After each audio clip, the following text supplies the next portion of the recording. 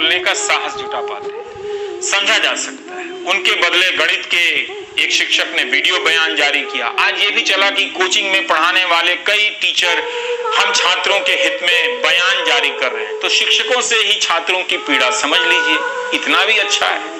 जो NTPC RRB के exam में 2.5 करोड़ बच्चों से फॉर्म भरवा के 500 रुपए फीस वसूल के बोलते हैं कि 400 रुपए बाद में वापस करेंगे।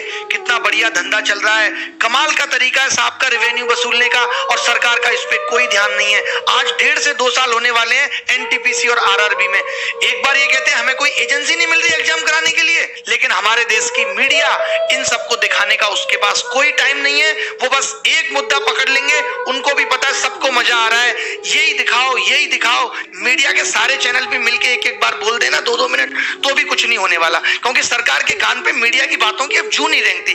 सरकार और मीडिया एक हो चुकी हैं। 17 का एग्जाम 2021 आने को है, 4 साल में आप एक नौकरी की ज्वाइनिंग नहीं दे पा रहे। आप पूरे देश का चुनाव 1 महीने में खत्म करा देते हैं।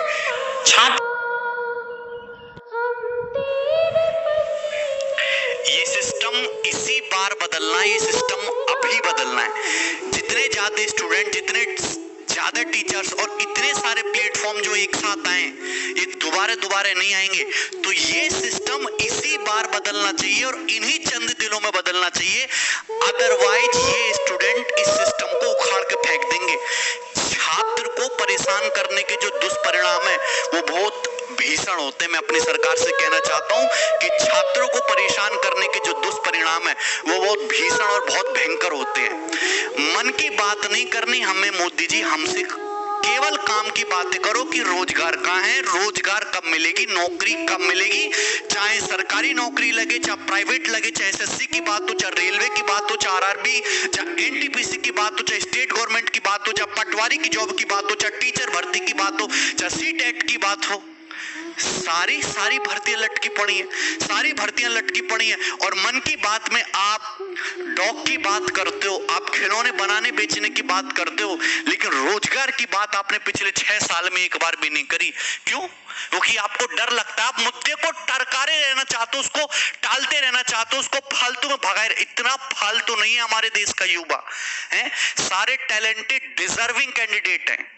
वो है ना जो एक डायलॉग है मिर्जापुर में कि बहुत दुख होता है कि जब आप काबिल और आपकी काबिलियत को कोई मौका ना दे, आपको पहचाने ना, तो बाद में क्या बनता है। अरे बाद में अगर इन लोगों का यूज नहीं किया जाएगा तो इन्हीं में से लोग उल्टी सीधी डायरेक्शन में चले जाते हैं, कोई क्राइम में चला जाता है, सोशल मार्केटिंग मतलब सोशल मीडिया पर उल्टी सीधी चीजें फैलाते हैं, वो अपना फ्रस्ट्रेशन फिर गलत जगह निकालते हैं। आज ये यूथ है, इसकी सही टाइम पे नौकरी लग जाएगी, सही टाइम पे इसको रोजगार मिलेगा, तो पॉजिटिव डायरेक्शन में देश आगे बढ़े। नमस्कार। आज ये मुहिम जो आप लोगों ने छेड़ी है और आपके प्रयासों से और जो बाकी सारे टीचर्स के प्रयासों से और इतने सारे जो स्टूडेंट जुड़े हुए हैं उनके प्रयासों से आज ये मुहिम बिल्कुल अपने चरम पर है, तो इसको रोकते नहीं है दोस्त। मेरा सुझाव यहाँ पर यही है कि हम यूनाइट होकर यहाँ पे काम करें और अपनी यूनिटी को रिप्रेजेंट करें। और आज जो 11 बजे जो अब बज चुके हैं और 11:05 हो चुके हैं, तो आप अपने ट्विटर हैंडल पर जाइए, नहीं है तो ट्विटर ऐप को डाउनलोड करिए। मैं भी कल ही जुड़ा हूँ ट्विटर पे सिर्फ इसी कैंपेनिंग के लिए, तो ट्विटर पे जाइए और ट्वीट करिए जो आपको ठीक लगे। हम ट्वीट कर सकते हैं speak up for SSC railway student, क्योंकि रेलवे और एसएससी के स्टूडेंट के साथ बहुत दिक्कतें हो रही है। हम कर सकते हैं क्या, हम ट्वीट कर सकते हैं कि भैया speak up for SSC railway student, SSC declare CGL result, boycott SSC chairman. ये सारी की सारी चीजें ट्रेंडिंग पे जा रही है और हमारी जो मेन डिमांड है सिर्फ और सिर्फ यही है। और हम इस डिमांड को इस ट्विटर कैंपेन के बाद बहुत बड़े लेवल पे आगे लेके जाएंगे और हम पूरे गवर्नमेंट जॉब के चार्टर को ही सही कराएंगे।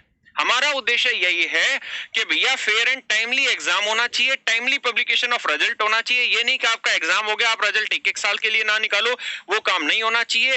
कोई भी धांधलेबाजी नहीं होनी चाहिए किसी भी एग्जाम में। एनटीपीसी जो 2019 में तुमने अप्लाई करवाया था, जो सरकार के चुनाव से पहले तुमने करवाया था, मैंने अपनी फेसबुक वीडियो में भी कहा था कि ये देश का सबसे बड़ा घोटाला कि चुनाव ही अपने आप में घोटाला है।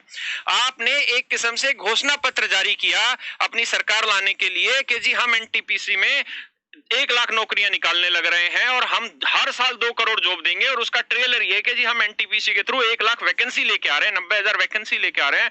और इसके थ्रू आपने अपना प्रचार जारी किया युवाओं के लिए, रोजगार के लिए।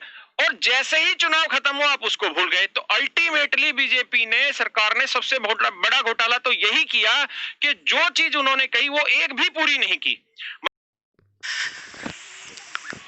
और सबसे ज्यादा जिम्मेदार सरकार से भी ज्यादा और इन एग्जाम कंडक्ट कराने वाली एजेंसी से भी ज्यादा जो सबसे ज्यादा देश के लिए जो भयानक तत्व है ना, जो भयानक तत्व है वो हमारी मीडिया। ये मीडिया इतना बुरा हो चुका है ना, अनजाने अनजाने में इतना ज्यादा नुकसान इन्होंने चंद रुपयों के लिए और टुकड़ों के लिए देश का किया है जिसकी कल्पना भी नहीं कर सकते ये लोग। जाने अनजाने में इतना देश का इन्होंने इतना नुकसान कर दिया। मोदी जी मोर को चुगा रहे हैं, है ना, और कौन से रंग का कपड़ा पहने, कौन सा मास्क पहने, कौन सी पॉलिसी आ रही है, कितने घंटा सो रहे हैं, बढ़िया सो रहे हैं कि नहीं, बटुआ कैसा रख रहे हैं, उस पर टाइम वेस्ट हो रहा है। बेरोजगारी पे एक डिबेट नहीं करा सकते, एक बात नहीं बोल सकते। और अगर कोई बात करना चाहता है, ये एंटी नेशनल है, ये हिंदू मुस्लिम में उसको उलझा देते हैं। भैया वो तुमको हिंदू मुस्लिम पे लड़ाते रहेंगे, तुम नौकरी पे टिके रहना, नौकरी से हिल गए तो फिर इसी जलदल में तुम फंसते चले जाओगे, वापस नहीं निकल पाओगे कभी भी। तो